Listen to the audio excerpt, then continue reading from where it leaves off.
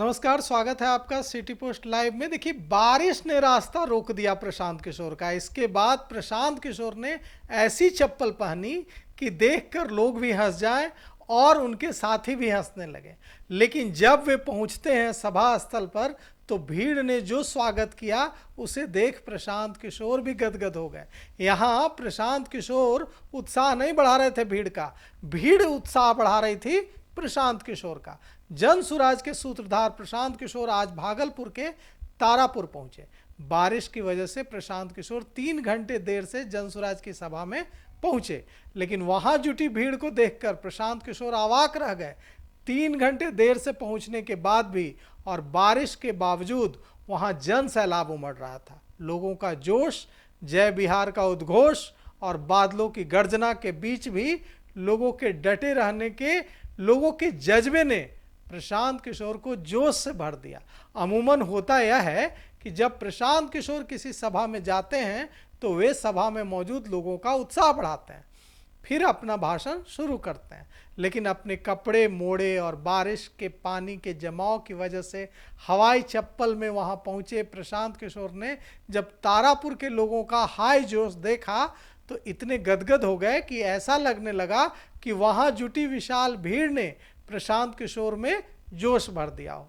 बारिश में 3 घंटे से प्रशांत किशोर का इंतजार कर रहे तारापुर के लोगों से बात करते हुए प्रशांत किशोर ने कहा कि देखिए, मेरे दादाजी बैलगाड़ी चलाते थे, मेरे पिताजी पढ़ लिख कर डॉक्टर बने और मुझे माँ सरस्वती का आशीर्वाद मिला।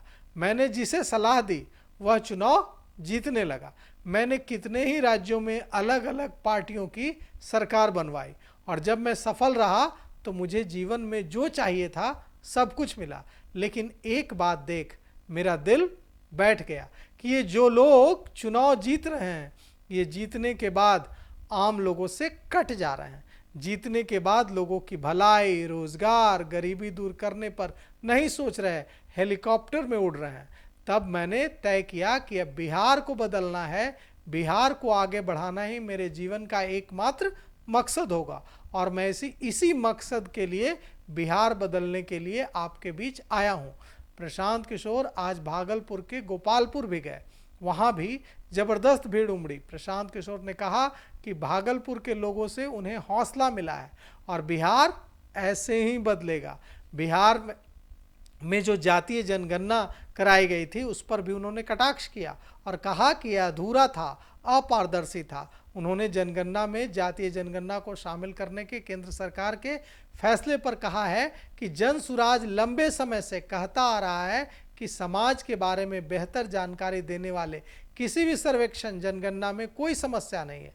लेकिन जन सुराज का साफ कहना है कि सिर्फ जनगणना करने से समाज की स्थिति में सुधार नहीं हो सकता। प्रशांत किशोर ने कहा कि जातीय जनगणना जरूरी है, इससे समाज को नुकसान नहीं बल्कि फायदा होगा। लेकिन जिस तरीके से बिहार सरकार ने यह जनगणना कराई है वह सही नहीं है। उन्होंने बिहार में हुई जातीय जनगणना का उदाहरण देते हुए कहा कि रिपोर्ट से पता चला है कि बिहार में दलित समुदाय के मात्र 3% बच्चे ही 12वीं पास कर पाए हैं। लेकिन जनगणना रिपोर्ट सार्वजनिक होने के 2 साल बाद भी सरकार ने अनुसूचित जाति, जनजाति या पिछड़े वर्ग के बच्चों के शिक्षा के लिए कोई नई और ठोस योजना लागू नहीं की। सिर्फ किताब खरीद लेने से आप विद्वान नहीं बन जाएंगे, आपको किताब को पढ़ना होगा और समझना होगा। तो फिलहाल इस खबर में इतना ही। आगे की खबरों के लिए देखते रहिए सिटी पोस्ट लाइव। शुक्रिया।